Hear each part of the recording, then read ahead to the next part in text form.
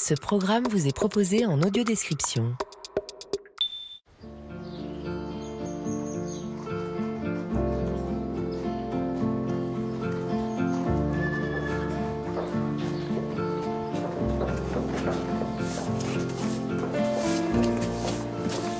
Oh bah t'en fais une tête, mon garçon. Je l'emmène au Vermiro. Les Vermiro, bah, c'est pas rendu, hein.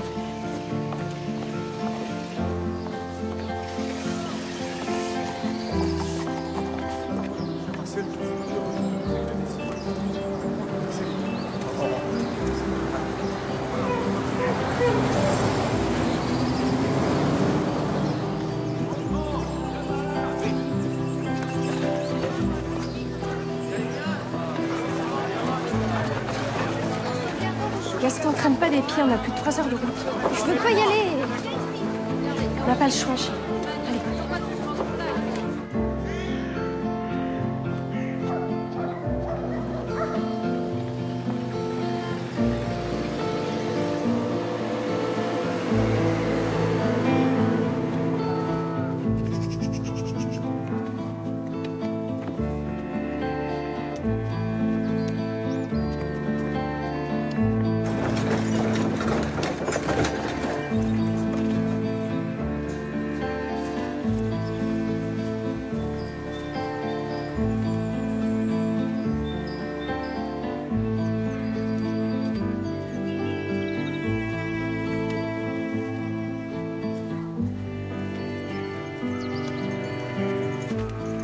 Bonjour. Bonjour. Je suis Mademoiselle Perrault, j'accompagne mon fils Gaston. Madame Poliveau vous attend.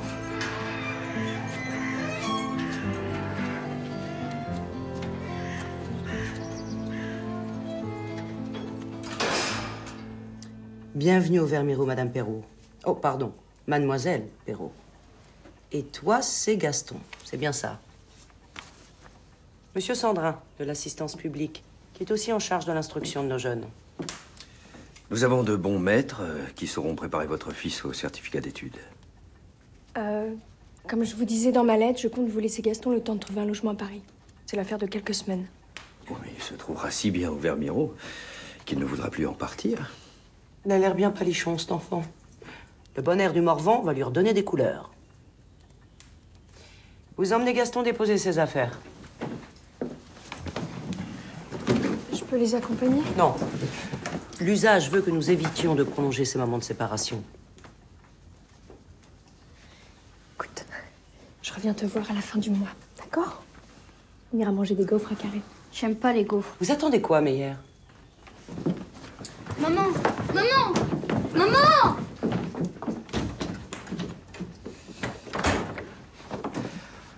Ne vous inquiétez pas. Il se fera très vite des camarades. Vous en prie. Au titre de FIMER, vous bénéficiez d'une aide de l'assistance publique. Mais vous devrez vous acquitter du complément. Vous avez de quoi payer? Oui? Oui ou non? Ça va être un peu difficile. Vous avez trouvé quel genre d'emploi à Paris? Brodeuse. Dans un atelier. À part mon manger, j'aurai pas d'autres frais, mon patron me loge. Je peux vous envoyer un mandat dès que j'ai mon premier salaire.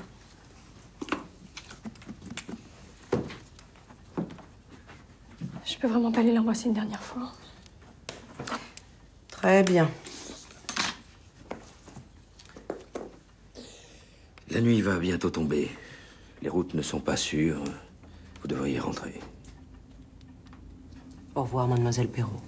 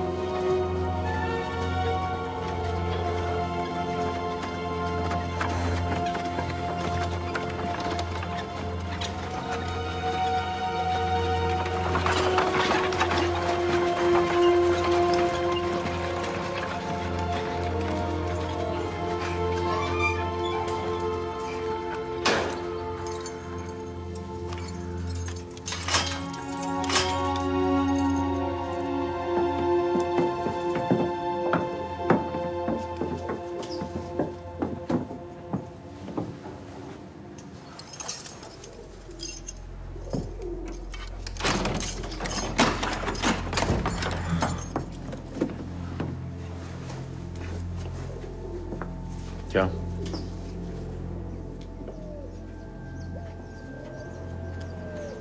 Il y a plein de trous, monsieur. Et en plus, ça pue. Tu discutes pas.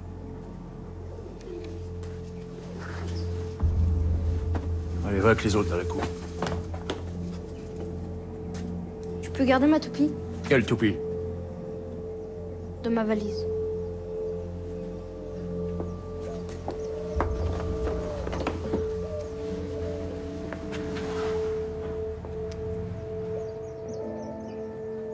Allez.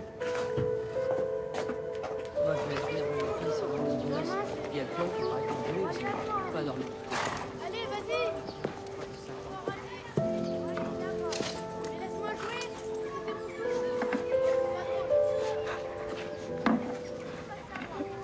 Vous avez vu?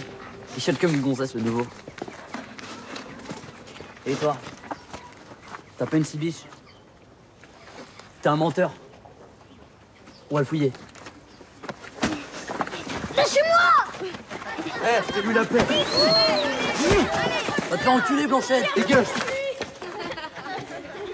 Eh, dégage! Tire-toi! Comment tu t'appelles? Gaston. C'était ta mère tout à l'heure? C'est une belle poule. Elle a trouvé du travail à Paris. Elle fait le tapin? Non, la couture chez un patron. C'est comment que tu t'appelles? Mon nom c'est Léopold. Mais ici c'est Blanchette, ça les amuse. Ben moi je vais t'appeler Léopold. Ah mon gars. Léopold! Négro! Eh bien!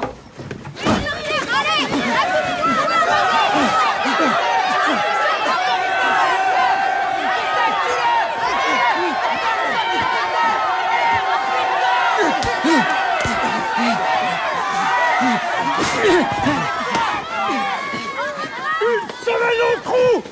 Ça va vous calmer! Dégagez!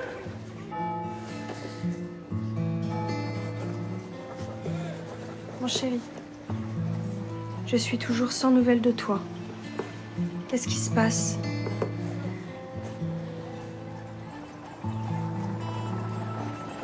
Je n'ai pas pu venir te voir plus tôt parce que finalement mon patron me demande un loyer pour la chambre où je dors.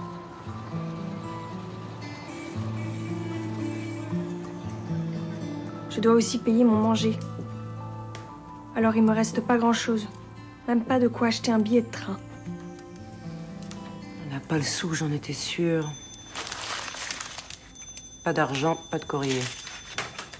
Maman, pourquoi tu m'écris pas? Je veux plus rester au Vermiro. Pourquoi tu l'écris pas toi-même la lettre? Tu sais pas écrire? Si, mais j'en fais trop des fautes. Et après? Ils ne font pas école. J'apprends rien. Je serai jamais un docteur. Tu veux être docteur? Oui. Les surveillants, ils nous tapent dessus pour un oui, pour un non. Si tu viens pas vite me chercher, je vais me sauver.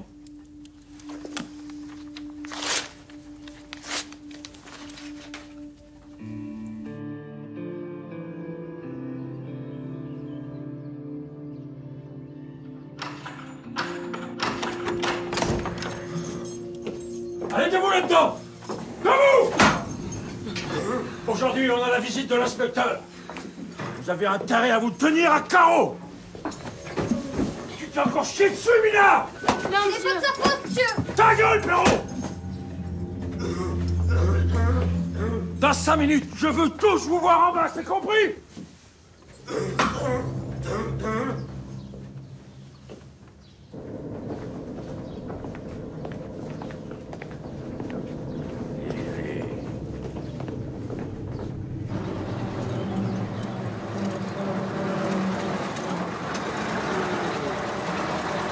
Main droite, pied gauche.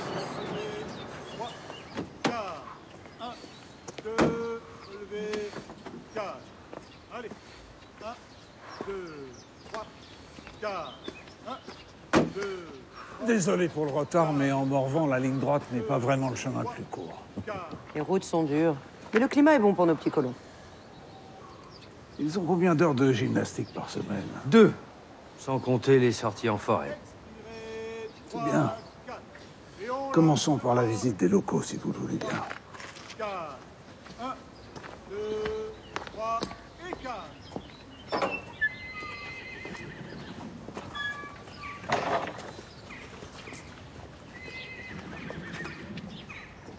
Et comment est-ce que cela se passe au niveau éducation? Nous n'avons pas vu les salles de classe.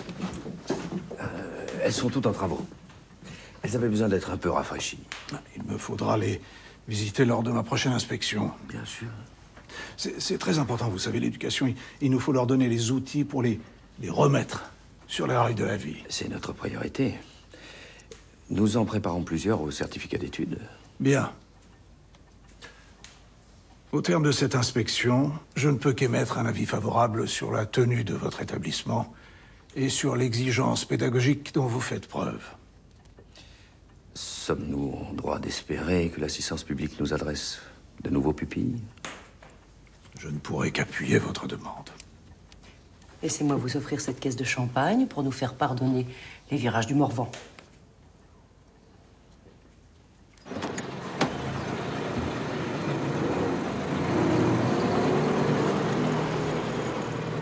Monsieur!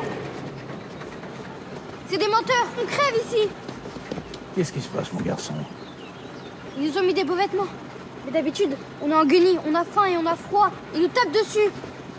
Ah non, ne dis pas de sottises. Va rejoindre tes camarades. Allons-y.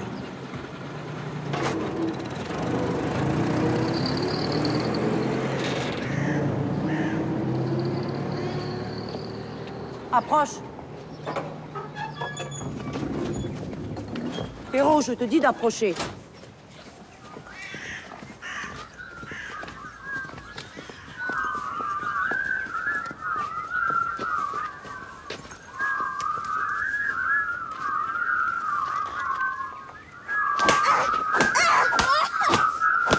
Fermez-la! Fermez-la! Ce qu'a fait Perrault est très grave.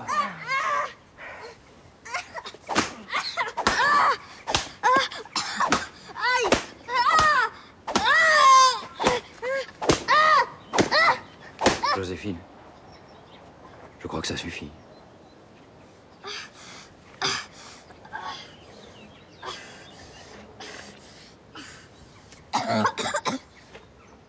Ça va?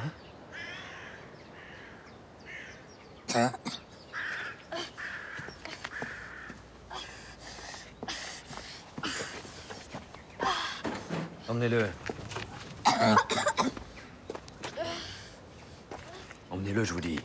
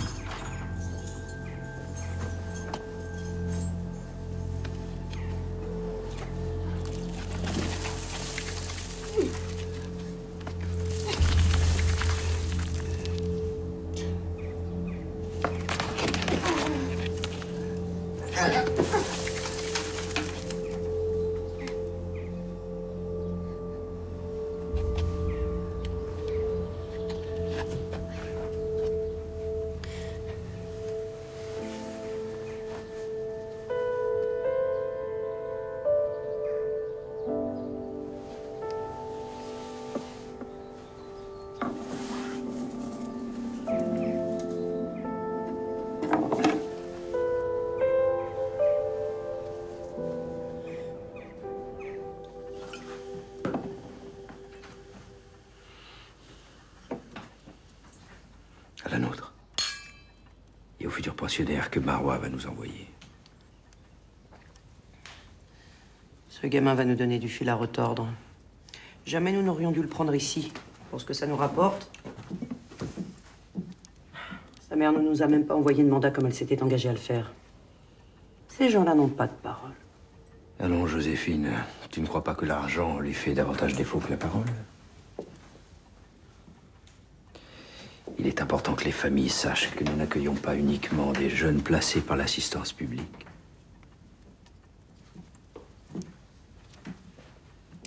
Tu dis qu'elle a prévu de lui rendre visite? Que va-t-on lui dire si elle apprend que son fils a été frappé? Qu'elle paie avant de se plaindre.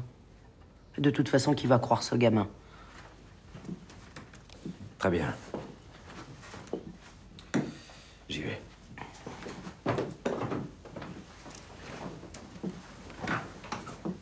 Comment va ta femme?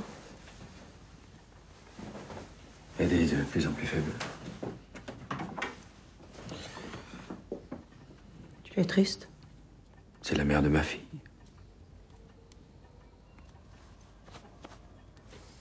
À demain.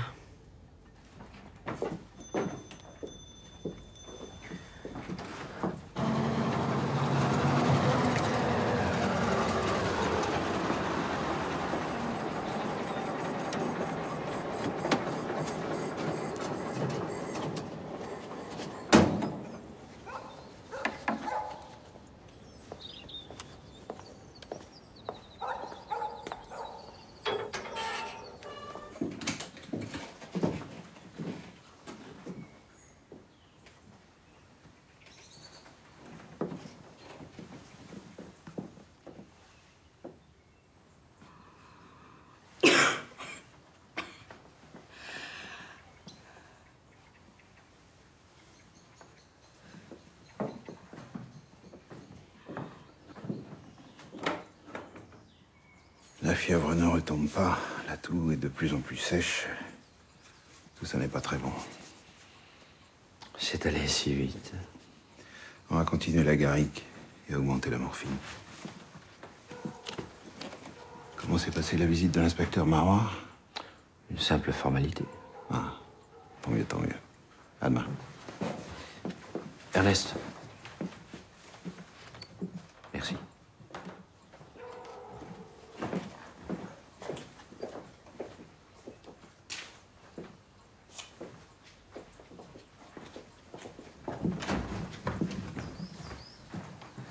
Alors? Ta mère est au plus mal.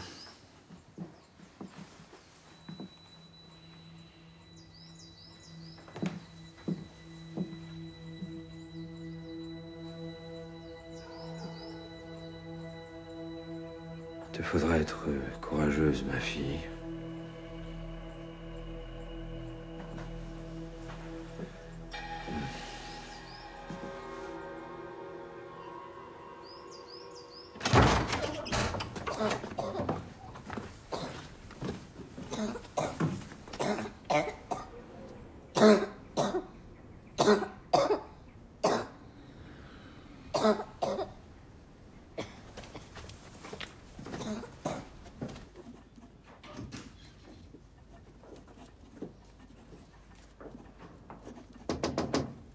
Entrez. Le gamin Perrault va pas fort, madame. Il faudra peut-être l'envoyer à l'infirmerie. Il simule. Il arrête pas de réclamer sa mère. Vous êtes trop sensible, Meyer. Ces quelques jours de cellule vont lui remettre l'esprit d'aplomb. Mais ça va faire plus d'une semaine qu'il est enfermé. Merci.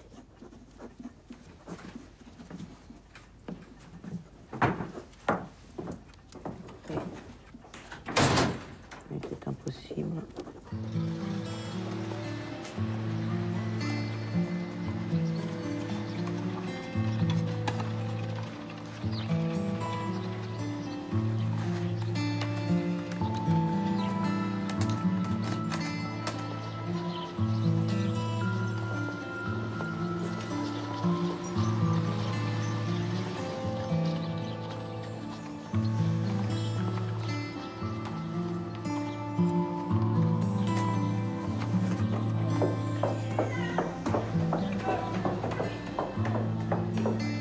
Marois nous envoie 10 nouveaux petits colons. C'est une excellente nouvelle. Oui, et Madame, petit Perrault. Ben quoi, le petit Perrault?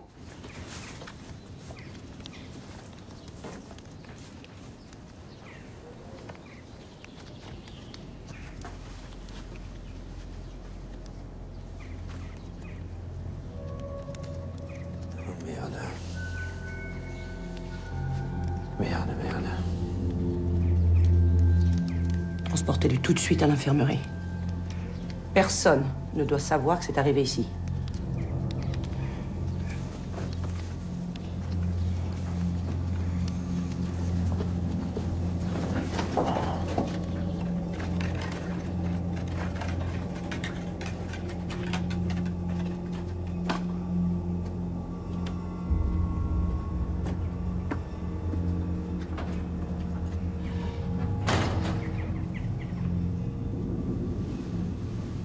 Sûr que personne n'a vu qu'on le transportait ici?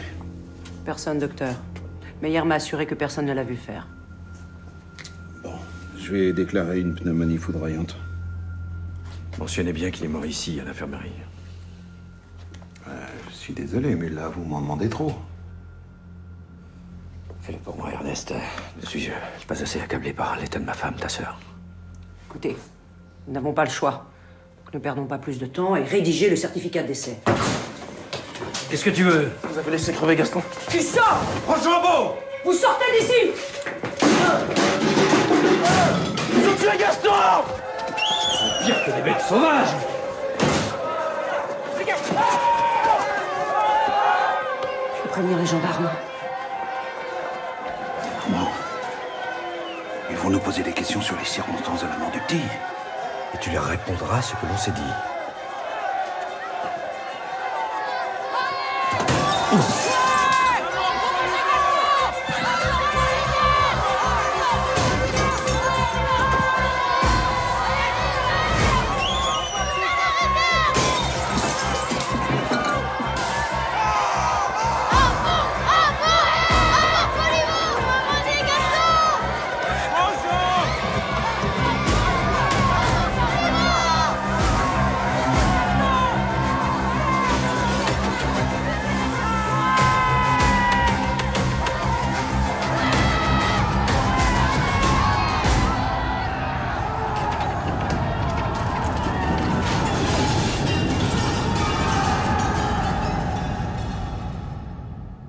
Les faits qui vous sont reprochés sont graves.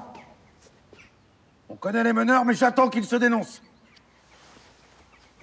J'ai dit les meneurs! On veut tous y aller en prison, monsieur. On sera mieux traité qu'ici. Comment tu t'appelles, toi? Blanchette. Te fous pas de ma gueule.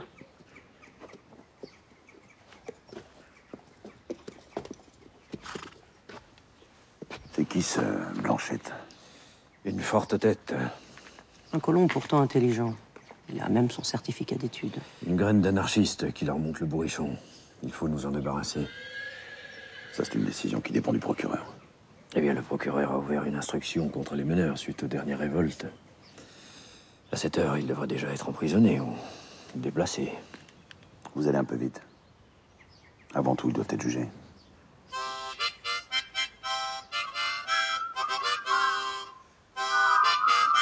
La ferme!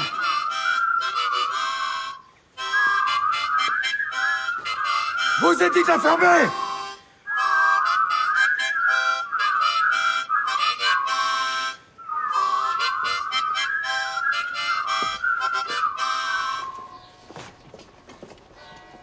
Ah, de retour, Louise. Je suis venue voir mon fils. Je repars demain pour Paris. Votre chambre est libre. Tu me dois toujours de moi.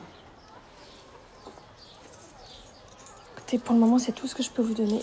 J'ai encore la pension de Gaston à payer.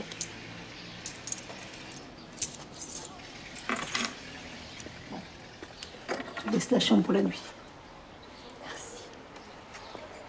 Oh, je peux te prêter un vélo pour aller au Vermiro, ça te fera gagner du temps. C'est vraiment chic.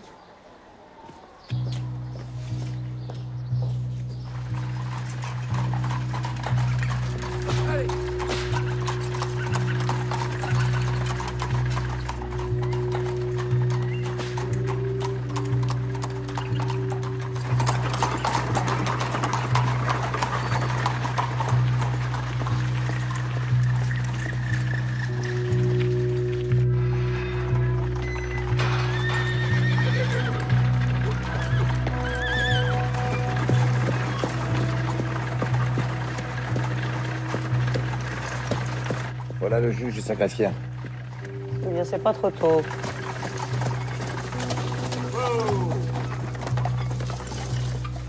Debout!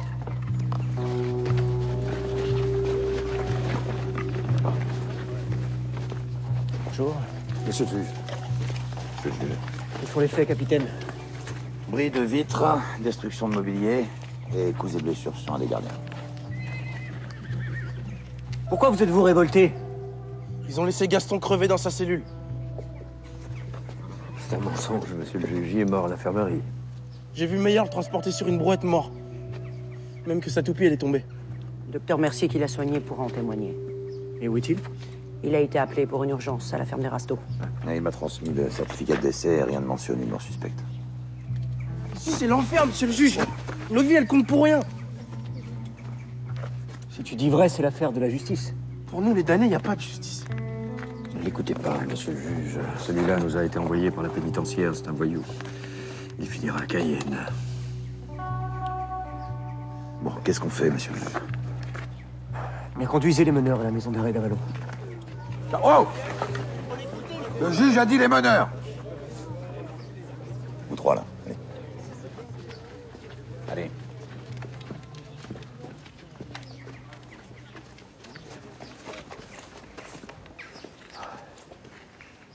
Vous évaluerez le montant des dégâts et vous ferez constater les blessures du gardien par le docteur. Soyez sévère avec eux, monsieur le juge.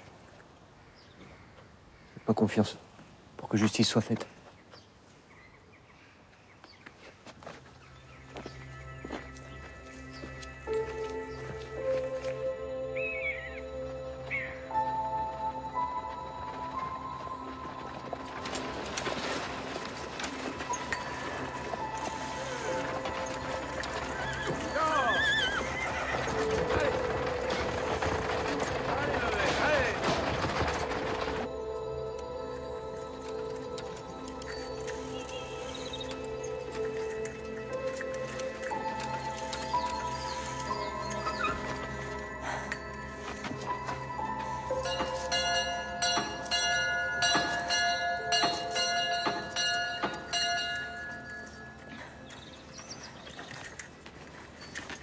Je suis venue voir mon fils.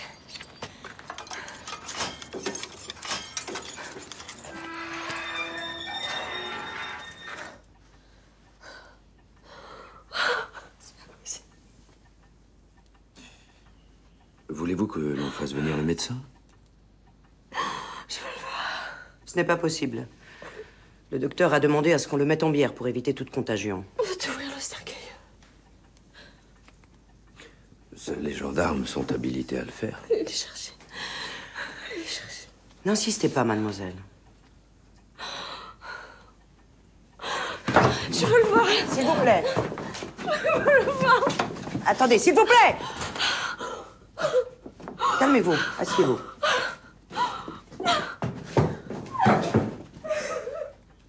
C'est malheureusement inutile.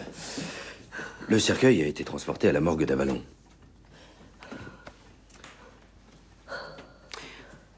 Je sais que c'est une épreuve difficile, mais je vous assure que votre fils est mort comme le petit garçon heureux qu'il était.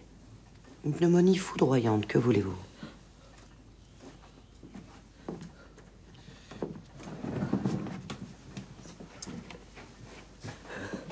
Nous allons vous aider pour les formalités auprès des pompes funèbres. Et je ferai le nécessaire pour que l'on trouve une place au cimetière pour votre fils.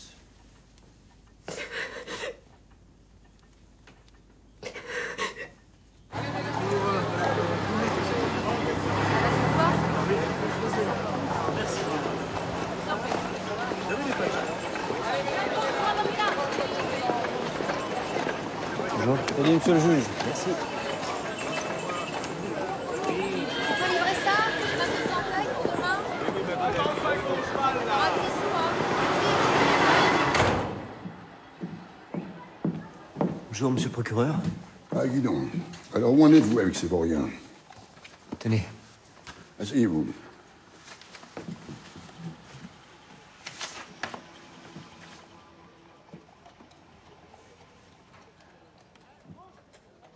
Quoi? Vous me demandez d'engager une procédure à l'encontre de Sandrin et Poliveau? Eh bien, les colons que j'ai interrogés suite à votre ordonnance m'ont fait part des très mauvais traitements qui leur sont infligés. Certains affirment que le jeune Perrault est mort d'épuisement et de froid dans la cellule. Comment donner crédit à la parole de ces pauvres bougres, affligés de toutes les tares, quand ils ne sont pas voleurs ou criminels? Oui, mais leurs accusations sont graves, on ne peut pas les ignorer. Que dit le rapport du médecin? Que le gamin est mort à l'infirmerie d'une pneumonie. Vous n'allez pas mettre en doute la parole de Mercier.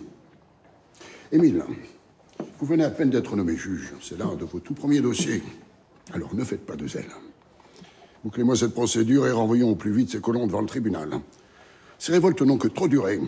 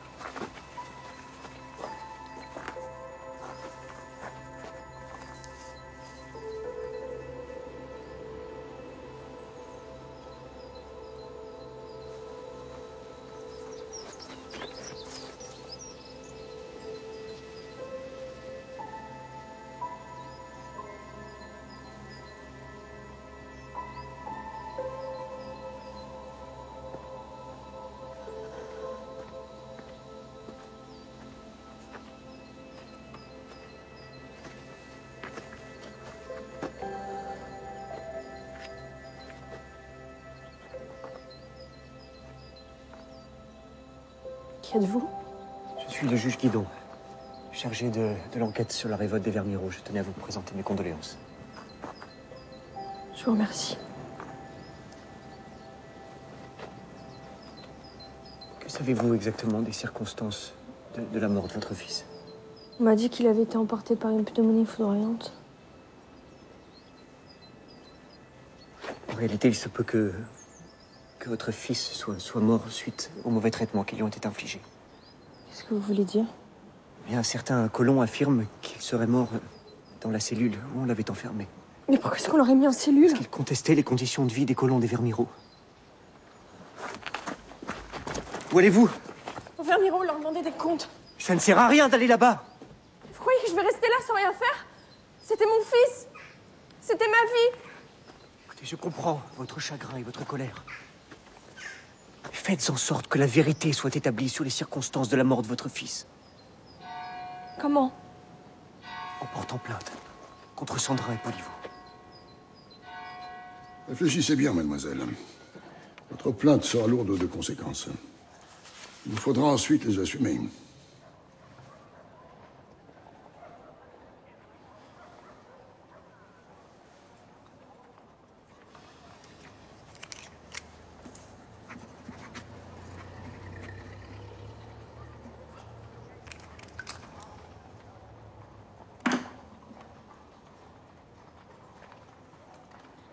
Je peux y aller. Oui.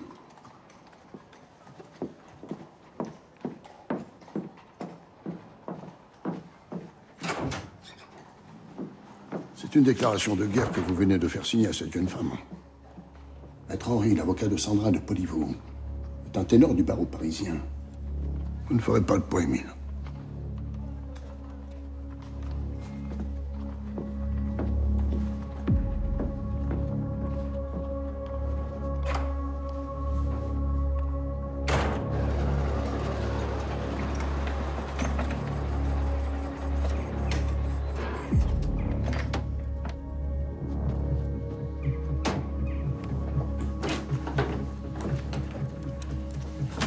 Qu'est-ce que c'est? Tu ne l'as pas encore reçu.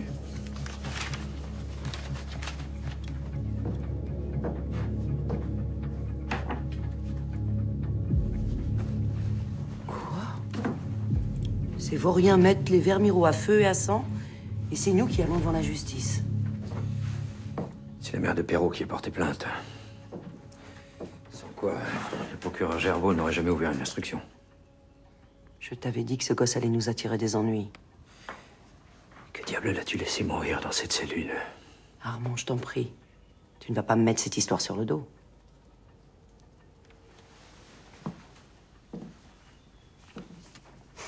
Que fait-on?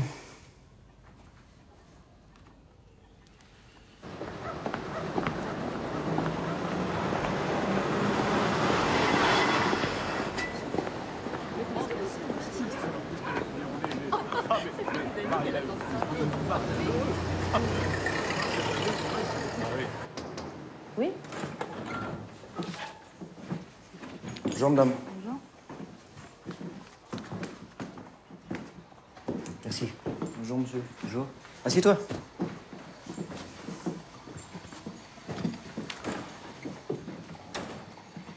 C'est un casier judiciaire déjà bien fourni, hein, pour un garçon de 17 ans. C'est la vie qui veut ça, monsieur. De Rochambeau. D'où te vient ce nom? Celui de mon père. Un militaire de l'armée française. Il était en poste à Dakar. Ta mère est africaine? Oui. Elle est morte quand je suis né. Mathilde? Oui. Nous allons commencer l'audition.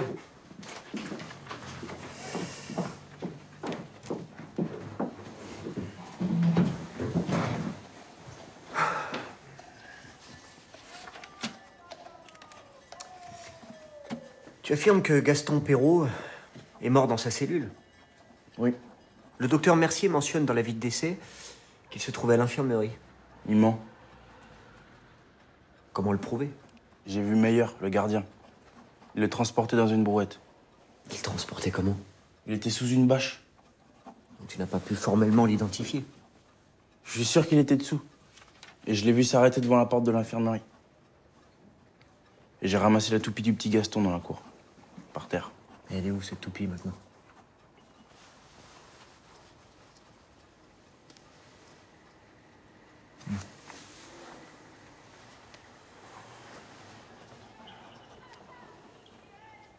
Mathilde, vous mettrez ça sous scellé? Tu dis que la vie au Vermiro, c'était l'enfer? Comment ça se passe? Mais y a qu'à voir la viande qu'ils nous donnent. Elle est pourrie. Même les chiens, ils en veulent pas. Est-ce vrai que les colons subissent des châtiments corporels? On se fait tabasser pour un oui ou pour un non par les gardiens. Et la Polivo, c'est la pire de tous. Quand Gaston il a couru après la voiture de l'inspecteur, elle l'a frappé jusqu'au sang. Et l'inspecteur, il n'a rien dit? Il est de mèche avec eux. Bon, on va arrêter là. Je vais interroger tes camarades emprisonnés et puis demander votre libération. On veut pas y retourner au Vermiro, monsieur. Rassure-toi, les Vermiros sont fermés par décision administrative. La plupart des colons ont été transférés dans d'autres centres. Toi et tes camarades iraient au foyer Saint-Lazare en attendant le procès. Oh, la maman de Gaston aimerait te parler. Elle t'attend là-bas, à l'angle de la rue Saint-Lazare. Je suis libre? Oui.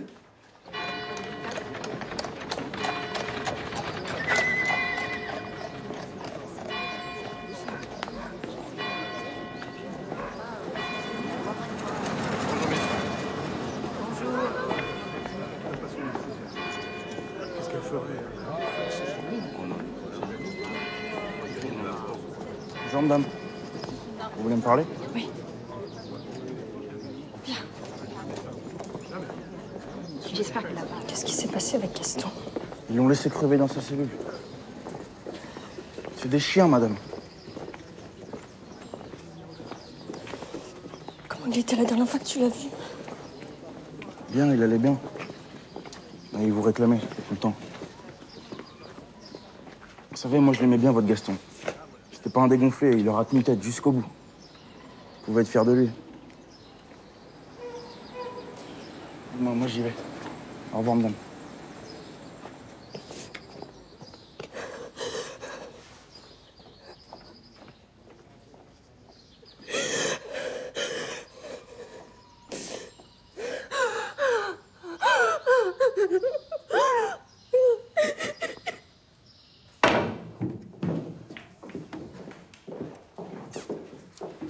Après une nouvelle révolte au Vermiro, une procédure est ouverte à l'encontre de M. Sandrin et de Mme Polivo. Qu'est-ce qui vous arrive, Armand? C'est malin. J'allais conclure. Vous auriez pu vous dispenser de faire la une de votre journal avec cet article. Mon devoir est d'informer mes lecteurs. Je pense que vos intentions sont bien plus prosaïques. Avec cette affaire, vous doublez votre tirage. Vous êtes bien mal placés pour me faire des leçons de morale, hein. Je vous en prie, messieurs. Vous ne faites pas honneur à notre club en vous comportant de la sorte. Messieurs, vous avez vraiment laissé ce gamin mourir dans sa cellule? pas vous aussi céder à de tels ragots? Dites-nous, Ernest. Comment, de quoi le petit est mort? Il avait les poumons fragiles. Je n'ai rien pu faire pour enrayer l'infection. Vous avez prévenu Maître Henri? Bien sûr. J'ai eu affaire à ce jeune juge pour l'accident d'un de mes ouvriers. C'est un coriace. Vous nous exposez, Sandrin. Vous voyez ce que je veux dire? Vous nous exposez.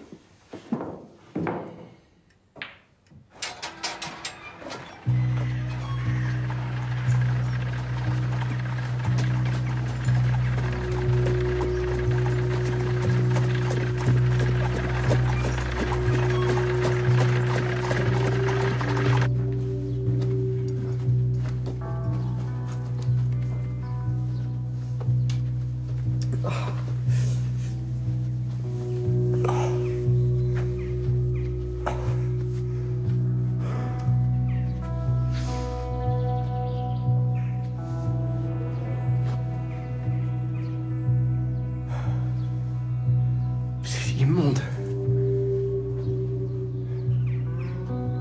Depuis combien de temps cette cellule n'a pas été nettoyée? C'est pas de moi que ça dépend. Hein. Moi, mon boulot, c'est de les surveiller. Et je chôme pas. Même chez les sauvages, on se livre pas à telle pratique. Combien de temps est-il resté enfermé? Un peu plus d'une semaine. Vous êtes sûr? Disons 2. C'est vous qui étiez chargé de lui apporter à manger? Ouais. Vous supportiez de le voir vivre dans ces conditions?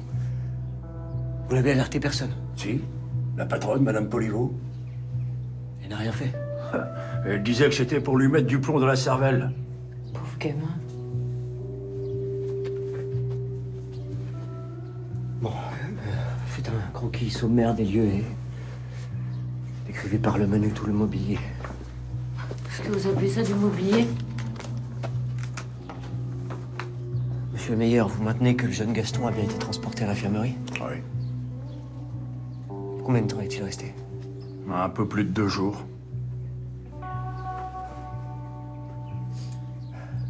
De Rochambeau affirme que Gaston est mort dans cette cellule et que vous l'avez ensuite transporté à l'infirmerie. C'est un menteur. Pourquoi mentirait-il? Parce que ces gamins-là n'ont que ça dans le sang. Le mensonge. Et vous, c'est la méchanceté que vous avez dans le sang? Vous avez fini, Mathilde?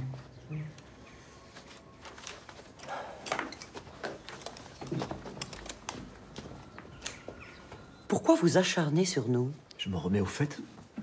L'état de la cellule dans laquelle le petit Gaston était enfermé est inacceptable. Et que dire de ces barbelés au-dessus du bas-flanc? C'est pour les empêcher de s'évader. Avec ces révoltes successives, il est de plus en plus difficile de trouver des gardiens. Alors... Vous avez un cuisinier?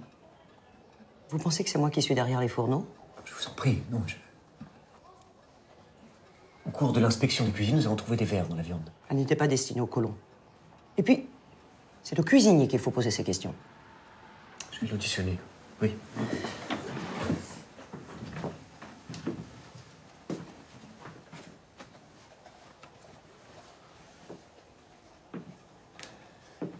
Mais ces vêtements, là, n'étaient pas non plus destinés aux colons, peut-être? Écoutez, si les griefs que vous nous reprochez étaient avérés, croyez-vous que l'on continuerait à nous confier des jeunes? Je vous rappelle que votre établissement a été fermé par un arrêté préfectoral.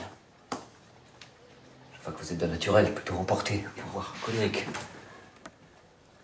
C'est bien avec cette baguette que vous avez battu le petit Perrault au sang après qu'il a tenté d'alerter l'inspecteur Marois. Je ne répondrai plus à vos questions qu'en présence de mon avocat.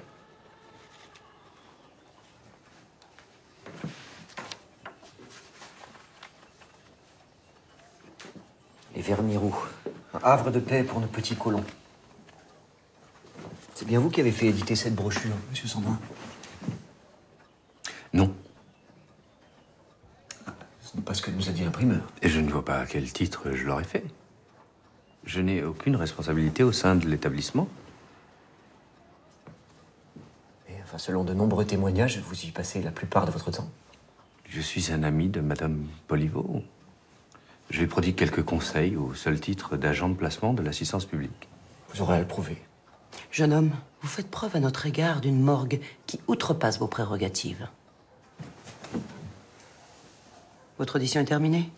Oui, vous pouvez y aller.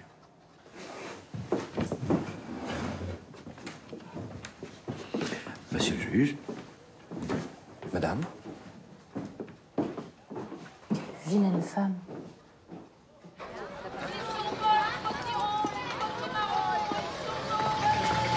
Qu'est-ce que vous faites là? Je voulais vous voir pour savoir où ça en était. Vous voulez me parler? Il faut prendre rendez-vous avec ma greffière. Ils vont aller en prison. Vous allez vite en besogne. Nous sommes qu'au début de l'instruction. Vous êtes sûr qu'ils seront punis? Il y en a qui disent qu'on leur fera rien parce qu'ils sont trop importants. S'ils sont pas jugés, je le tuerai, moi. Ne dites pas de bêtises. Faites confiance à la justice. Désolé. Je suis désolé, mais je dois mettre fin à cette conversation qui pourrait nuire à l'instruction. Au revoir, madame.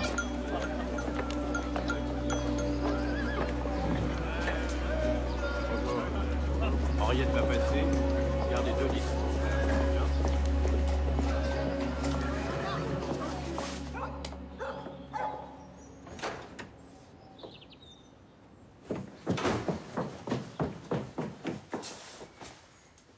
C'est maman.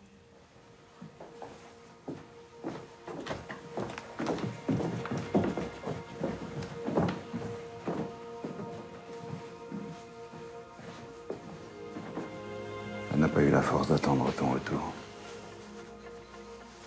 Laissez-moi ça.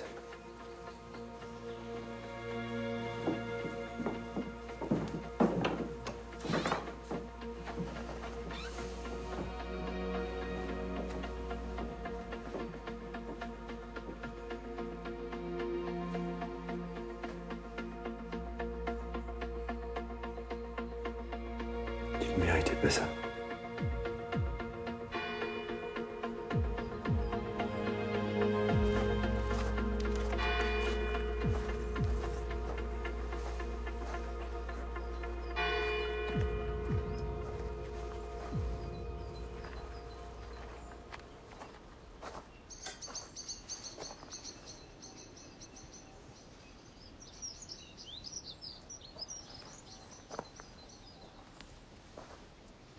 Pauvre Sandrin. Comme s'il n'était pas assez affecté avec cette affaire des Vermiro. Affaire qui prend une mauvaise tournure. Le juge enchaîne les auditions et il a confirmé les chefs d'inculpation. Pourquoi Maître Henri n'est-il pas encore sur l'affaire? Il est retenu à Paris. Qu'il prenne un autre avocat. Cette histoire n'a que trop duré. Remplacer Maître Henri va pas être chose facile. Hein. Saloperie, tu l'auras bien mérité, c'est le bon Dieu qui t'a puni. Ah, C'est un scandale. à la bière qui vire. Faites-la taire. Faites taire cette folle. Vous en avez bien profité. Emmenez-la. Ah, faut de plus cochon.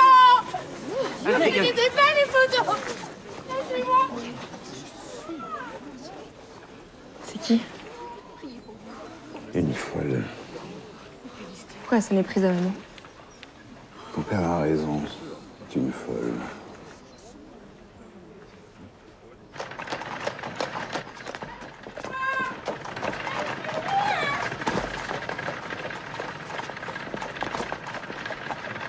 Mademoiselle! Attendez. C'est un poulet? Non, je suis journaliste. C'est pareil. Non, j'ai juste quelques questions à vous poser. T'as de l'oseille? Je vous donne 1 franc. Si vous répondez à mes questions. À boule.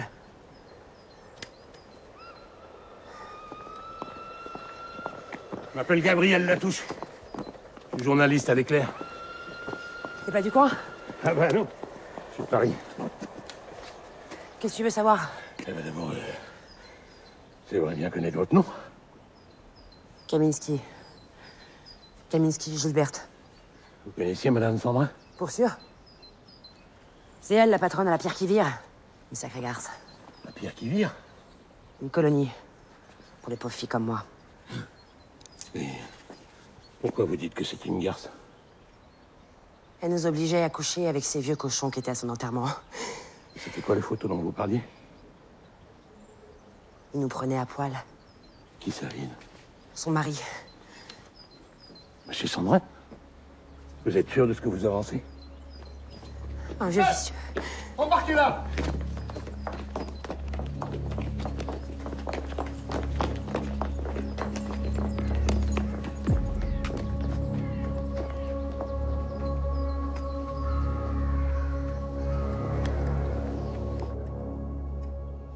Les gendarmes n'ont pas réussi à mettre la main dessus. Mais bon, elle aurait quitté Avalon, à ce qu'il paraît. Et après un scandale pareil, c'est ce qu'elle avait de mieux à faire. Comment s'appelle-t-elle? Kaminski. Elle était pensionnaire à la Pierre qui vire. Elle n'a plus toute sa raison. Gilberte Kaminski, ah mais oui, je me souviens d'elle. Elle avait du tempérament et une plastique agréable. Au fait, vous aviez fait de beaux clichés, Armand. Je vous en prie. Vu le contexte, il est préférable d'oublier tout ça, non? En attendant, elle a gâché l'enterrement de votre femme. Le risque, c'est qu'elle revienne à Avalon, qu'elle parle à nouveau. Il faut vraiment que les gendarmes soient vigilants. Messieurs, pour ceux qui ne le connaissent pas, je vous présente Maître Henri, qui va assurer la défense de Joséphine Poliveau et de mon beau-frère. Messieurs, toutes mes condoléances, Armand. Merci. Nous sommes ravis que vous soyez enfin là, maître. Avec cette affaire des Vermiro, il en va de la réputation de ma ville et de notre canton. À travers Sandrin, c'est nous tous qui sommes touchés. Je comprends, Avalon est une ville sans histoire qui n'avait pas besoin de ça. Bon, je tiens tout d'abord à vous rassurer. Mon entrevue avec le procureur Gerbeau a été très positive. Oui, il voit en Guidon un jeune ambitieux qui veut asseoir sa renommée en s'en prenant à des notables. Oui, mais il faut faire vite, avant que la presse nationale s'empare de l'affaire. Il paraît qu'un certain Latouche, du journal L'Éclair, vient d'arriver de Paris. Si la presse nationale s'en mêle, ça ne va pas me faciliter la tâche. Maître, pensez-vous qu'il sera possible d'empêcher la tenue d'un procès? Il est encore trop tôt pour le dire, mais j'ai bon espoir d'y parvenir.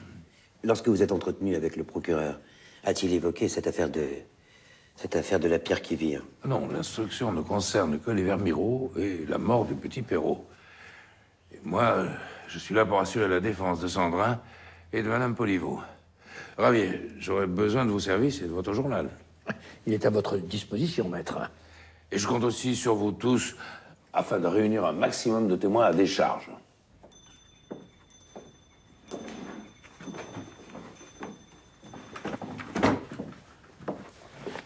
Mais que cherchez-vous? Je n'ai rien à cacher. Alors vous n'avez rien à craindre? Vous n'avez jamais eu d'enfant, Madame Poliveau? Je ne vois pas en quoi cela vous regarde. Non, je cherche juste à comprendre. À comprendre quoi? Ce manque d'empathie envers eux. Comment pouvez-vous dire une chose pareille? Je leur consacre ma vie avec cet établissement. Et pourquoi vous montrez aussi dur? Cela est nécessaire pour les remettre dans le droit chemin. Et toutes ces privations et ces châtiments corporels sont nécessaires aussi? Jeune homme, dois-je vous rappeler que vous êtes ici pour instruire une affaire et non pour me faire la morale?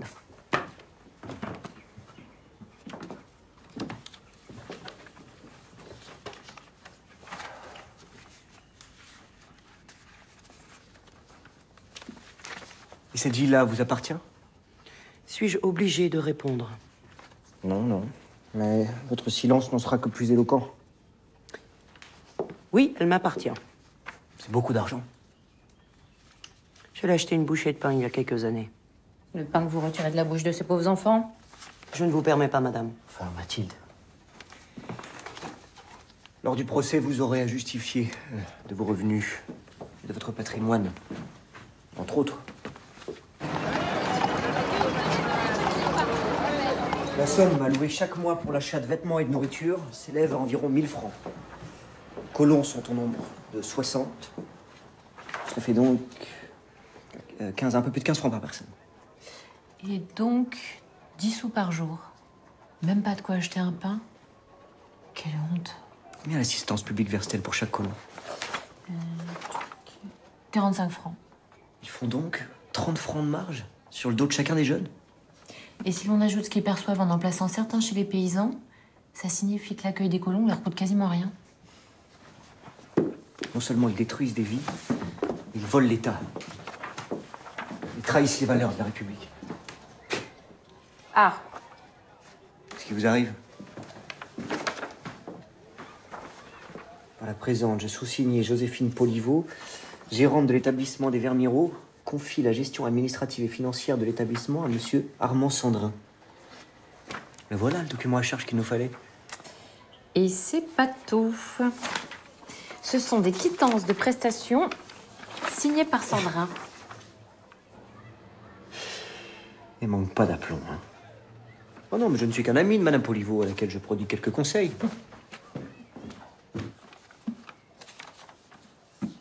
Mais ces prestations sont occasionnelles, elles ne constituent pas une preuve d'embauche. Oui. Mais le contrat signé par Madame Poliveau et Monsieur Sandrin est, lui, une preuve bien réelle. Une responsabilité administrative et financière ne constitue pas une responsabilité morale. Ce sera au tribunal d'en juger. J'ai aussi plusieurs témoins qui attestent de la présence quasi journalière de Monsieur Sandrin dans le centre des Vermiro. Si vous voulez consulter les différents chefs d'inculpation de vos clients, ils sont à votre disposition. Écoutez, jeune homme, si vous voulez la guerre, vous l'aurez. Je ne veux pas la guerre. Mais la justice, avec la tenue d'un procès. Il n'y aura pas de procès. Vous m'entendez? Il n'y aura pas de procès.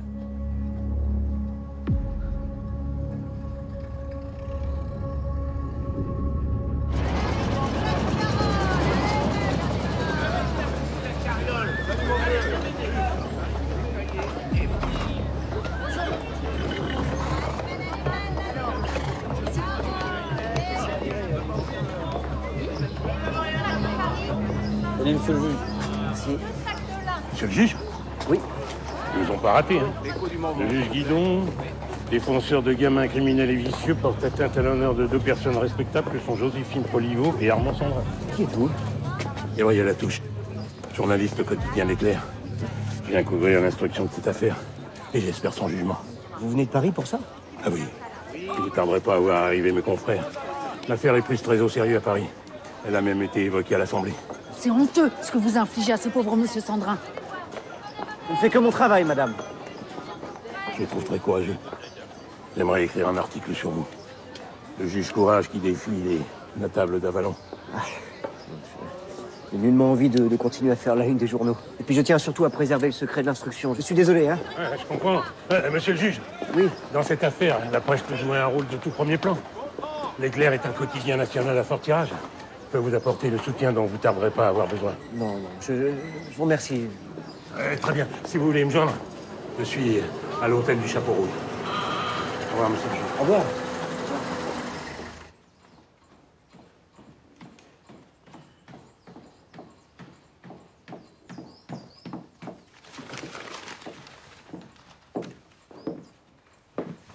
C'est vrai ce qui est écrit.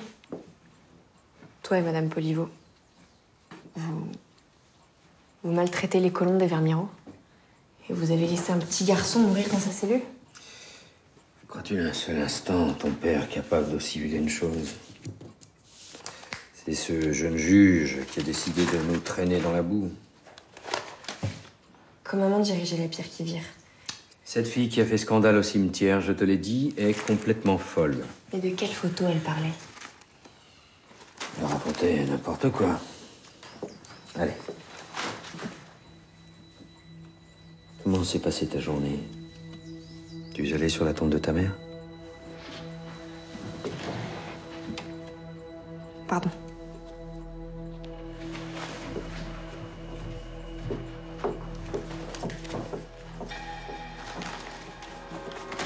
Elle loge chez vous depuis combien de temps? Depuis son retour de Paris, ça doit faire un mois. Tenez, la voilà. Bonjour, mademoiselle. Maître Henri, j'assure la défense de M. Sandrin et de Mme Poliveau, contre qui vous avez porté plainte. Je peux vous parler? Oui. Marchons, si vous voulez bien. Je vous présente mes sincères condoléances pour votre fils. Qu'avez-vous à me dire? Je crains que vous ne vous mépreniez sur la responsabilité de M. Sandrin et de Mme Poliveau concernant la mort de votre fils. Vous vous êtes laissé influencer par le juge. Vous savez, monsieur, je ne suis pas restée longtemps sur les bancs de l'école et je ne côtoie pas souvent du beau monde comme vous. Mais j'ai appris à reconnaître les honnêtes gens. Et monsieur le juge en fait partie. Puisque vous parlez d'honnêteté, allons-y. Vous avez bien travaillé quelque temps dans un hôtel à Auxerre. Oui, et alors? Il me semble que votre activité ne se réduisait pas à changer les draps, à vider les cendriers. Je vois pas où vous voulez en venir. Tirez pas par quatre chemins, mademoiselle. Un rapport de police indique que vous vous livriez à des actes de prostitution. Un rapport de police? Oui. J'ai aussi des témoins qui pourront corroborer les faits. C'est pas bien ce que vous faites. Dans cette affaire, vous serez cité comme principal témoin. Je crains que vos garanties morales peu fiables desservent votre cause auprès du tribunal. Retirez votre plainte et retournez vivre à Paris. Comment demander justice pour ce fils que vous n'avez pas su élever?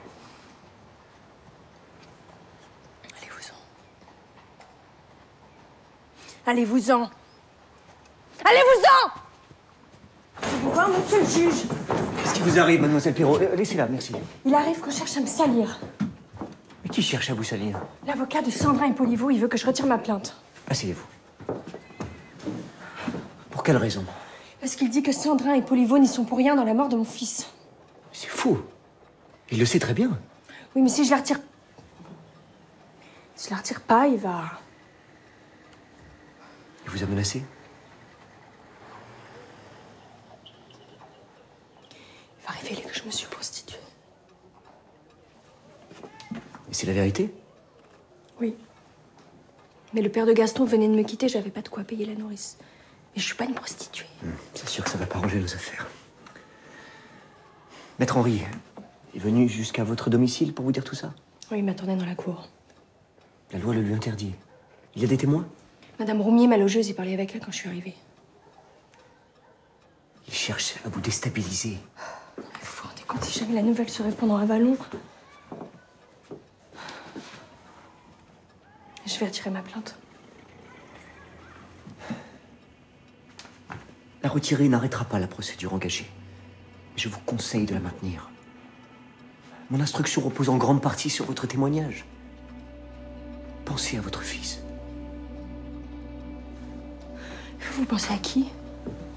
À votre belle carrière? Ici, il y en a qui disent que tout ça, c'est pour faire parler de vous, que vous en avez rien à faire de moi et de Gaston. Mais qui vous a mis ces bêtises dans la tête? Vous savez, j'ai plus à perdre qu'à gagner, moi, dans cette affaire, hein? Surtout si maintenant vous retirez votre plainte.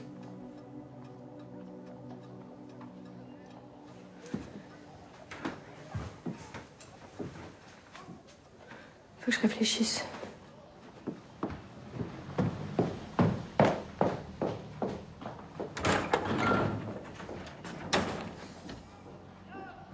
Il manquait plus que ça.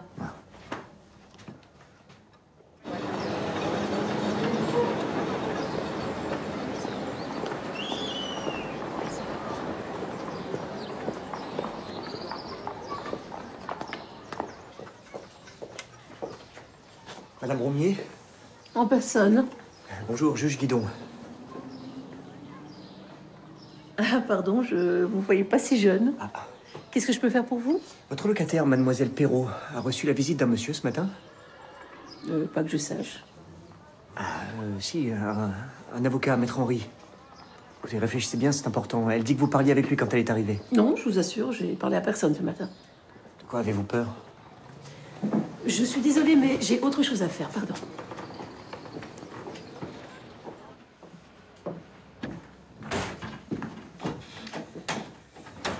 Cette femme avait peur de parler. Ou elle a été payée pour se taire. Elle corrompt tout le monde. Oui. Mais vous pouvez pas apporter de preuves. Si Louise retire sa plainte, ça n'arrange pas nos affaires. Ça ne m'empêchera pas de mener cette procédure à son terme. Oui? Écoutez, j'ai vraiment pas le temps, là. Qu'est-ce que vous voulez encore? Vous entretenir d'une autre affaire. Quelle affaire? L'institution pour jeunes filles de la Pierre qui vire. La femme de Sandrin en était la gérante. Oui, je sais, oui. Asseyez-vous. L'établissement a été fermé par décision administrative suite au suicide d'une des pensionnaires. J'ai rencontré la jeune femme qui a perturbé les funérailles de Madame Sandrin. Elle m'a fait des révélations qui pourraient vous intéresser. Dans cette affaire, comme dans celle des Vermiro, les époux Sandrin ont gravement porté atteinte à l'intégrité de ceux dont ils étaient censés assurer la protection. Les jeunes filles qu'ils accueillaient là-bas étaient livrées à la prostitution. Il est aussi question de photos licencieuses. Oui, mais enfin, malheureusement, aucune plainte n'a été émise concernant cette affaire, donc... Ça risque pas d'arriver. Plusieurs notables de cette ville sont impliqués dans des actes qui mettraient à mal leur respectabilité. Bon. Où voulez-vous revenir? Il faut relancer cette affaire qui a été étouffée. Une jeune femme s'est donné la mort sans que personne ne s'en émeuve. Il faut saisir le procureur. Il n'a rien fait quand le scandale a éclaté. C'est à vous de relancer l'affaire. À l'heure où je vous parle, je crains malheureusement de ne pas être en capacité d'ouvrir un nouveau dossier. La mère du petit Perrault veut retirer sa plainte. Voilà, et c'est mon témoin principal. Mais vous ne manquez pas de témoins à charge. Votre instruction est solide. Et elle le sera encore plus quand vous rendrez visite à un certain Vincenot, paysan à Foissy. Bonne soirée, monsieur le juge.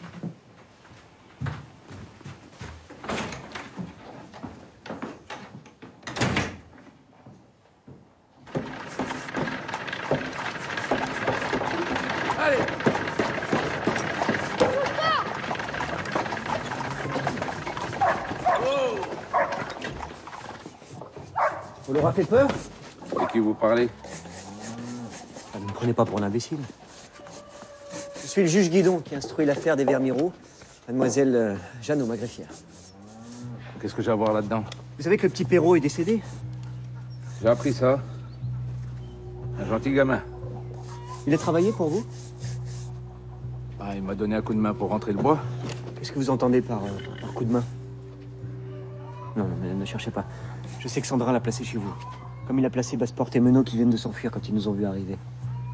C'est que depuis la mort de ma femme, je suis tout seul pour mener la ferme. Ils vous louaient leur service? C'est que je voudrais pas avoir d'ennui avec M. Sandrin. Non, non, vous inquiétez pas, vous n'en aurez plus.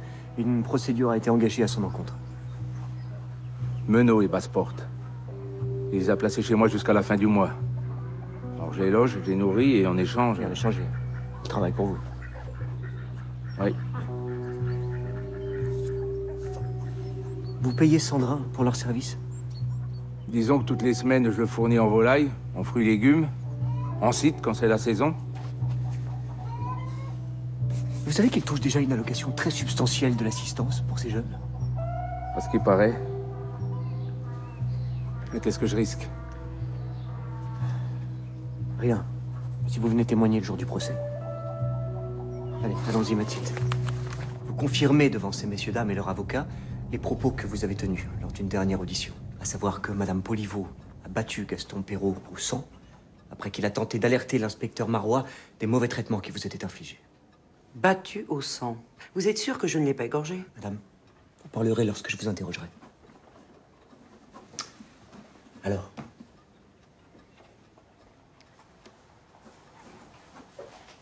Concernant Monsieur Sandrin, vous avez tous les trois affirmé qu'il était présent ce matin-là, à l'infirmerie. Enfin, vous êtes devenu muet. Pistel, tu étais bien plus bavard la dernière fois. Laissez ces jeunes s'exprimer en conscience et ne cherchez pas à exercer de pression sur eux. J'ai là toutes les dépositions faites lors de leurs différentes auditions. Vous aurez du mal à faire valider ces dépositions auprès du tribunal si vos témoins ne les reformulent pas aujourd'hui dans le cadre de cette confrontation avec mes clients. Je t'écoute, Vistel. Allez, enfin, n'aie pas peur de parler. Ben, c'est que je me suis trompé. C'est pas Madame Poliveau qui l'a battu le Gaston. C'est qui alors? Meyer. Et il cognait drôlement fort. De Rochambeau, toi aussi tu m'as bien dit que c'était Madame Poliveau, et non le gardien Meyer qui l'avait frappé. Non. D'accord. Mais tu me confirmes que tu as bien vu Meyer transporter Gaston sur une brouette? Je suis pas sûr que Gaston était sous la bâche. Mais Meyer se dirigeait bien vers l'infirmerie avec sa brouette. Oui, mais après, il a pu aller ailleurs. Et la toupie de Gaston? Tu l'as bien trouvé dans la cour juste après le passage de Meyer. Mais il l'a peut-être perdu avant. Enfin, Léopold... Je suis désolé, monsieur le juge, mais je pense qu'il est temps de mettre fin à cette mascarade et de ne pas prolonger le supplice et l'humiliation qui sont faites à mes clients. J'espère que vos autres témoignages sont mieux étayés pour donner un peu de corps à votre instruction.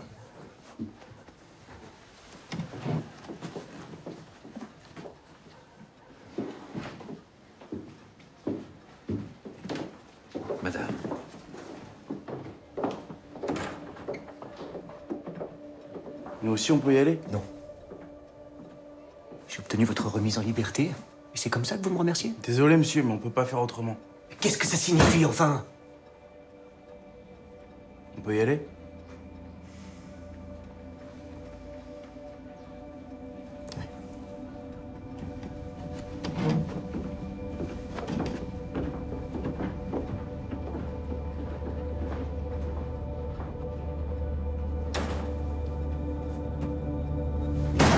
Mais qu'est-ce qu'ils leur ont fait? Même Léopold se rétracte.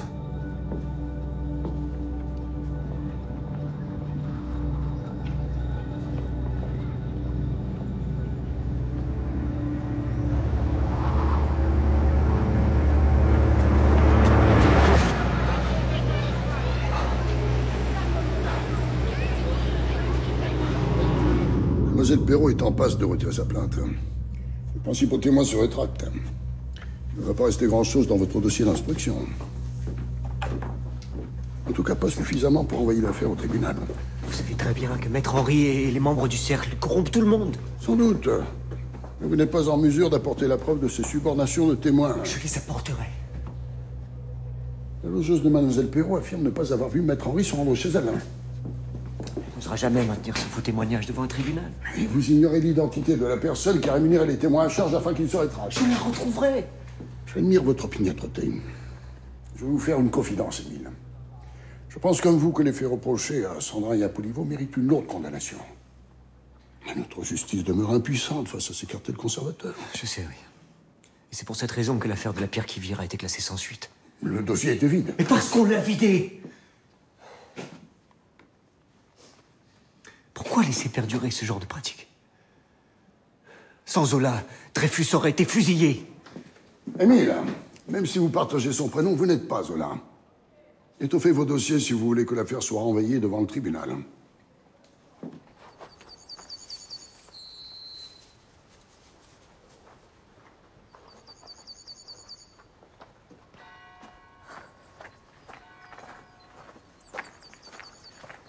C'est votre greffière qui m'a dit que je trouverais là. Je vais maintenir ma plainte. Et j'irai témoigner au procès. Et vous ne pensez plus que j'instruis cette affaire juste pour me faire un nom dans la magistrature? Il faudrait voir avec un marbrier pour donner une vraie sépulture à Gaston. On ne peut pas le laisser sous ce tas de terre. J'ai pas de quoi payer. Je vous avancerai l'argent.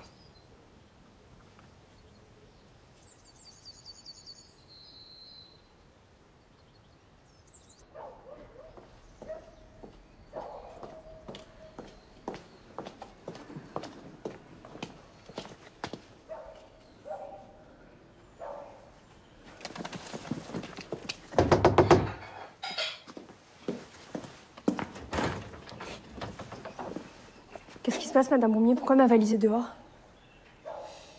Écoutez, je vais vous trouver de l'argent pour vous payer le loyer. Je t'en fais cadeau du loyer. C'est l'avocat? Me pose pas de questions et va te loger ailleurs. Vous pouvez pas me faire ça. Madame Roumier, vous pouvez pas me faire ça! Madame Roumier!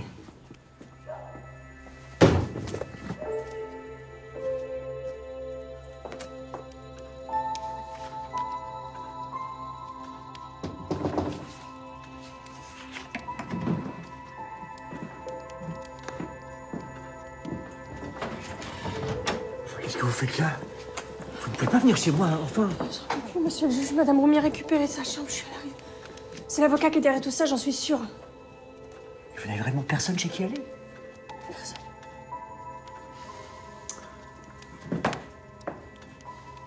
Bon. La greffière a une petite remise tout près de chez elle.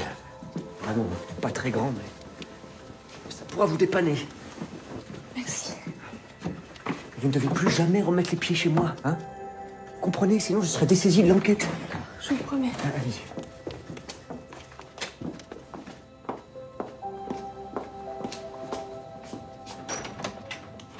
Bonsoir, mademoiselle.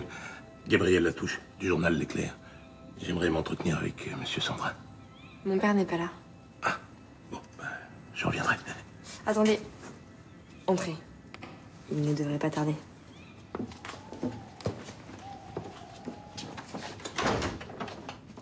Je vous en prie. Pourquoi voulez-vous parler à mon père? Je couvre l'affaire des Vermiro. Votre père est un des principaux protagonistes. J'aimerais recueillir son témoignage. Qui était la jeune femme qui a insulté ma mère le jour de ses obsèques? Je vous ai vu sortir du cimetière quand elle a été expulsée.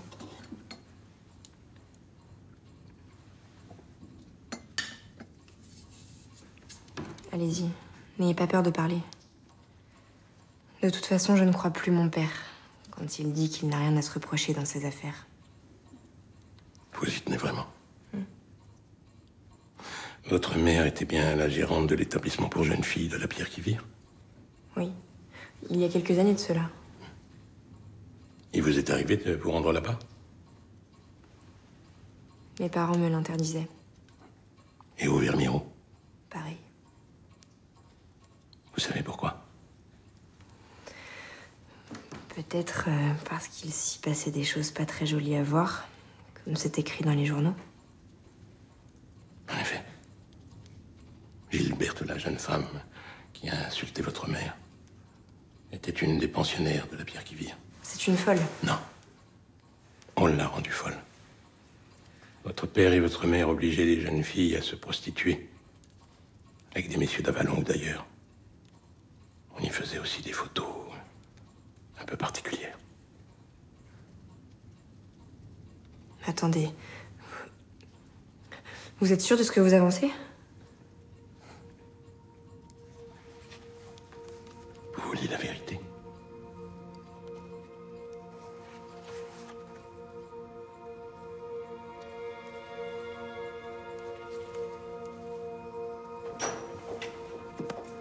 Ne me dis pas que c'est toi qui as fait ces photographies. Toi et maman, vous me dégoûtez. Amélie! Vous me dégoûtez! Amélie!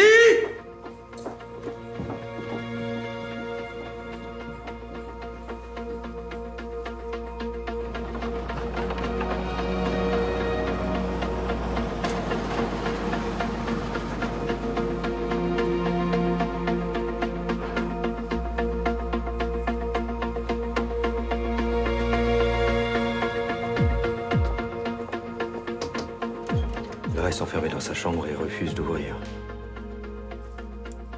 J'ai peur qu'elle fasse une bêtise. Veux-tu que j'essaie d'aller lui parler? Elle ne t'ouvrira pas. Pourquoi gardais-tu ces photos chez toi? Pour les Vermiro, où en est-on? Pour l'instant, il s'agit de ma fille. Je n'ai pas vraiment la tête au Vermiro. Eh bien, moi, je l'ai. Et je risque de tout perdre dans cette affaire. Tu ne peux pas comprendre, tu n'as pas d'enfant. Comprendre quoi? Combien ce que je vis avec ma fille en ce moment est délicat. Ce que je comprends, Armand, c'est qu'à cause d'elle, tu perds pied et tu m'entraînes avec toi. Il faut te ressaisir, Armand.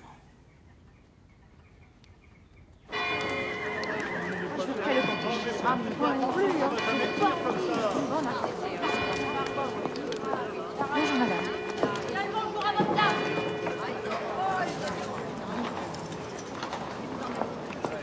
Vous êtes un salaud, monsieur. C'est moche ce que vous faites. Modérez vos paroles. Vous savez à qui vous avez affaire? Un malhonnête. Mais pour qui elle se prend cette traînée?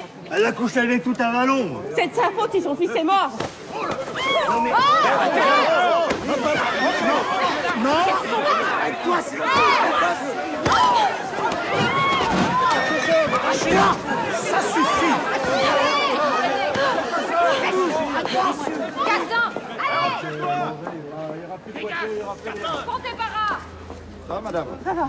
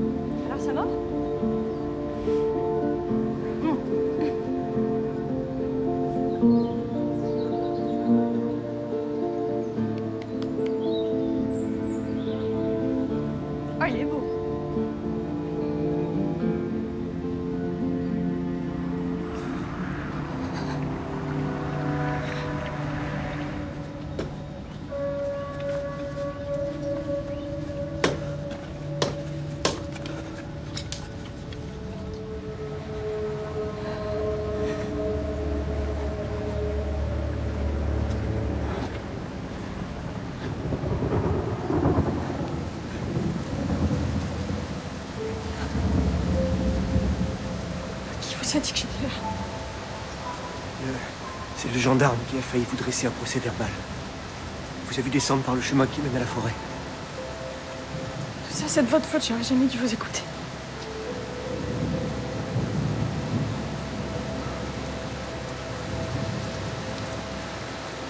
J'aimerais mourir.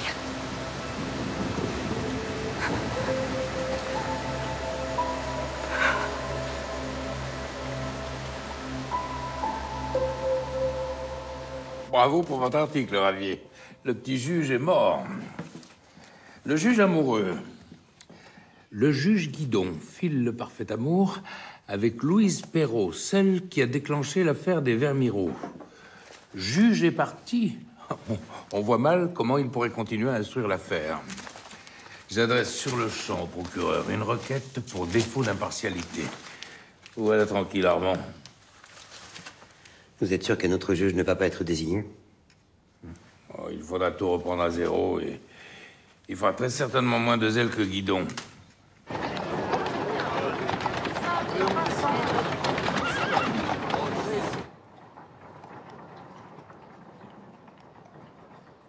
Qu'est-ce qui vous a pris, Guidon, de vous afficher avec Louise Perrault?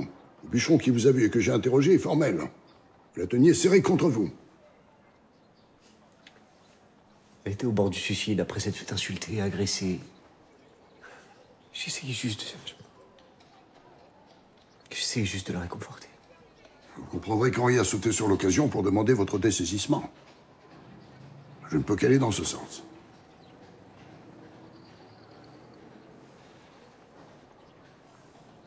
J'ai l'impression que cela vous arrange. Je vous interdis de dire une chose pareille. J'étais prêt à vous accompagner jusqu'au bout. Mais là, vous avez commis une erreur de débutant, alors assumez. J'assume, monsieur le procureur, j'assume. Mais croyez-moi, ma seule volonté était de rendre justice au petit Perrault et à sa mère. Et vous avez échoué.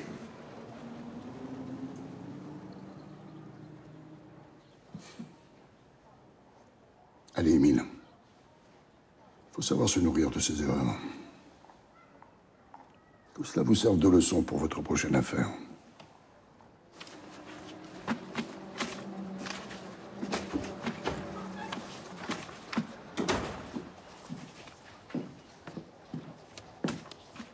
Qu'est-ce que vous faites? Je classe les dossiers pour le nouveau juge qui va être nommé à votre place. Mais il n'y aura pas de nouveau juge. Je vais poursuivre la procédure. Ah bon? Mais pourtant, procureur... Il faudra plusieurs jours avant que le parquet ne statue sur mon dessaisissement. Ça nous laisse un répit. Pourquoi faire? Pour utiliser la presse. Il faut relancer l'affaire de la pierre qui vire. Personne n'a oublié le scandale de la jeune femme qui a perturbé les obsèques de Madame Sandrin. Je vais répondre à la proposition de la touche. Je vais lui demander de publier un nouvel article. Bon. Ben, on y retourne.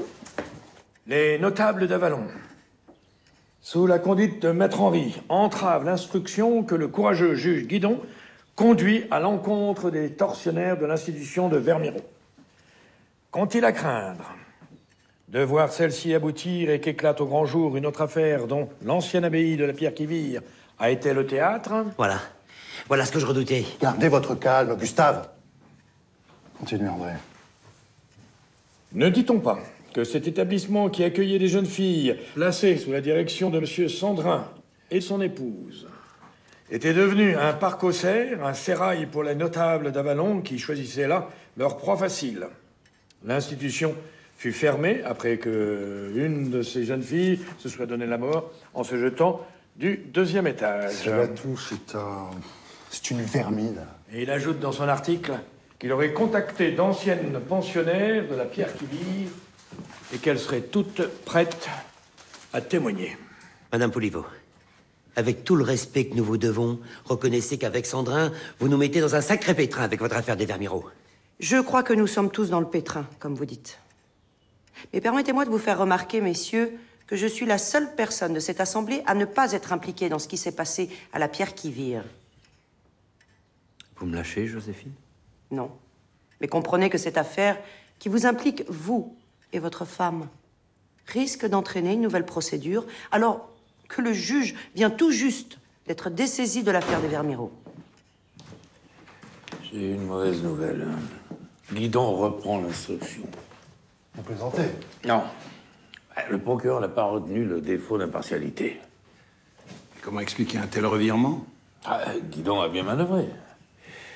Demandant à Latouche de rappeler l'affaire de la pierre qui vire, il a fait pression sur le procureur.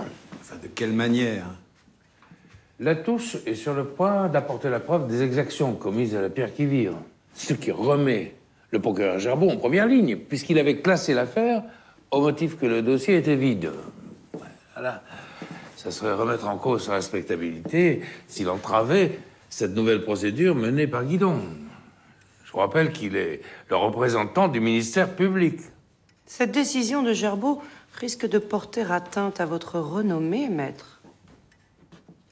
Je vous remercie pour cette amabilité, Madame Poliveau. Mais je n'ai pas dit mon dernier mot. Mais si Latouche publie d'autres articles, vous vous imaginez? Mon étude, ma famille, c'est toute ma vie qui va fiche en l'air. Mais ceci, les vôtres. Tu as décidé de faire bande à part? De quoi ai-je l'air? Tu as entendu ce qu'a dit Maître Henri? Avec cette affaire de la pierre qui vire, nous n'allons pas nous en sortir. Joséphine. Jusqu'à présent, nous avons toujours marché main dans la main tous les deux. J'ai négligé ma femme pour toi. Les Vermeerou n'étaient rien. Nous en avons fait une des colonies les plus importantes de la région. Et maintenant, tu me laisserais tomber? Tu ne vas pas me faire une scène, Armand. Je ne t'ai jamais demandé de négliger ta femme. Les Vermeerou étaient notre réussite. Et nous les avons perdus. Nous n'avons plus rien à partager.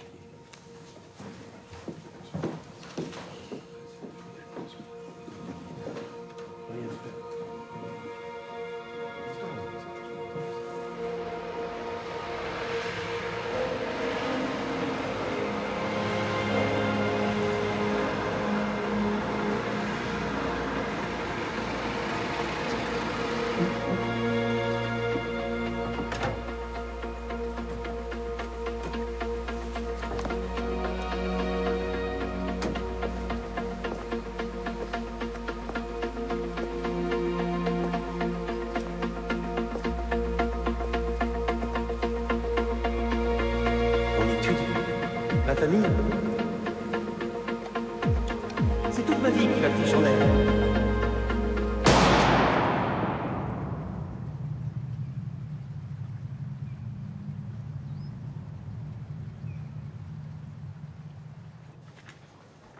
Gabriel Latouche, un journaliste de la capitale, a sa part de responsabilité dans ce geste tragique qui endeuille tout le canton.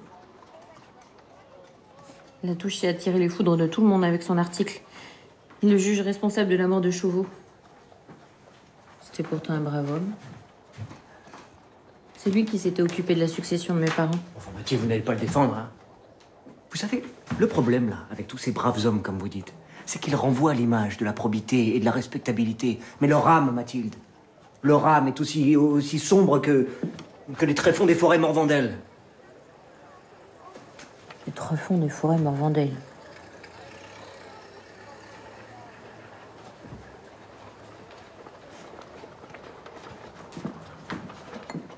Je reviens tout de suite, Mathilde.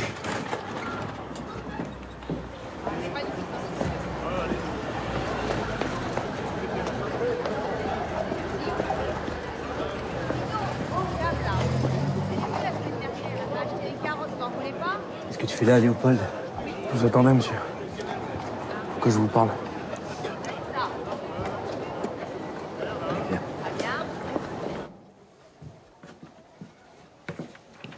Je pouvais pas vous faire ça, monsieur. Faire quoi? On nous a donné de l'argent pour revenir sur ce qu'on avait dit. Je le savais, oui. Et Gaston, il mérite pas ça, faut qu'ils aillent en prison. Assieds-toi.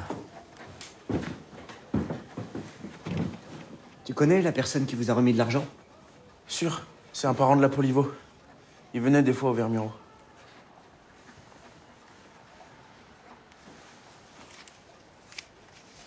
Tenez, j'y ai pas touché.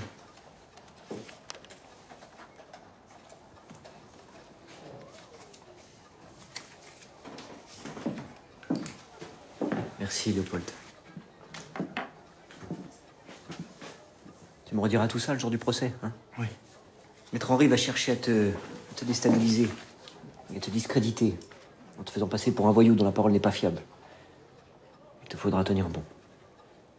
Vous pouvez compter sur moi, monsieur. Le tribunal déclare tous les accusés coupables. Premièrement, d'avoir exercé des violences et fait des blessures à de nombreux pupilles âgés de moins de 15 ans. Deuxièmement, d'avoir privé ces mêmes pupilles de nourriture, de leur avoir donné à manger des aliments avariés et pourris. Troisièmement, de les avoir privés de soins et de les avoir laissés croupir dans cet état de malpropreté répugnant qui a eu pour résultat de leur occasionner des maladies horribles. Quatrièmement, de ne point les avoir vêtus de vêtements suffisamment chauds l'hiver et d'avoir ainsi exposé plusieurs d'entre eux à ces maladies qui ont de funestes conséquences, comme ce fut le cas pour le petit Gaston Perrault. En conclusion, le tribunal refuse toute circonstance atténuante à Madame Poliveau et à Monsieur Sandrin, qui se sont rendus coupables d'actes criminels par cupidité et dans un appétit de lucre non dissimulé. Par conséquent, le tribunal condamne Madame Poliveau à 3 ans d'emprisonnement et 2000 francs d'amende. Monsieur Sandrin à 2 ans de prison et 2000 francs d'amende. Marcel Meyer à 4 mois d'emprisonnement. La séance est levée.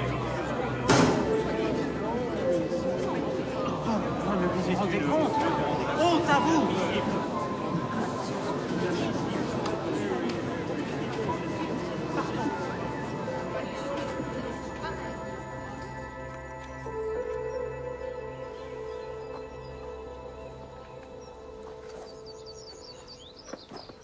Ça a dû vous coûter une fortune. Je pourrais jamais vous rembourser. Et qui vous demande de le faire?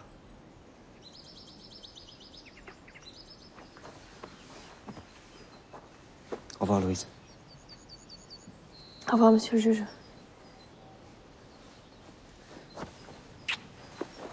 Merci. Merci.